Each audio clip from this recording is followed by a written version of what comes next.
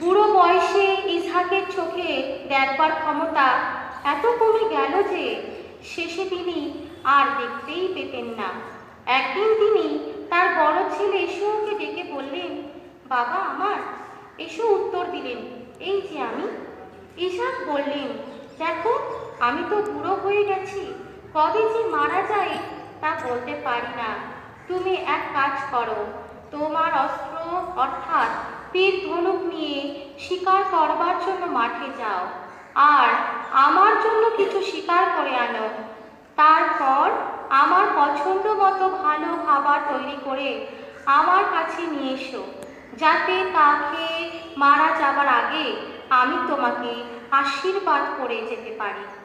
ইসহাক যখন তার আদরের ছেলে এসোর সঙ্গে কথা বলছিলেন, তখন রেবেকা তা শুনেছিলেন।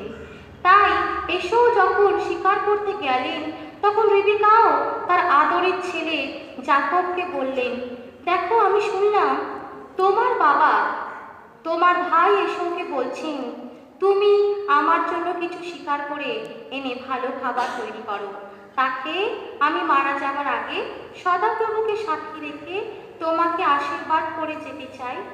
তাই বাবা, আমি তোমাকে এখন যা করতে বলি তুমি ঠিক তাই করো। তুমি এখনই গিয়ে ছাগলের পাল থেকে দুটা মোটা সোটা বাচ্চা এনে আমাকে দাও।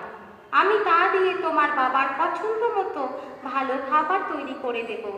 পরে তুমি তা তোমার বাবার কাছে নিয়ে যাবে, যেন তা খেয়ে তিনি মারা যাবার আগে তোমাকে আশীর্বাদ করেন। ইহা ঈশ্বরের বাক্য। আমেন।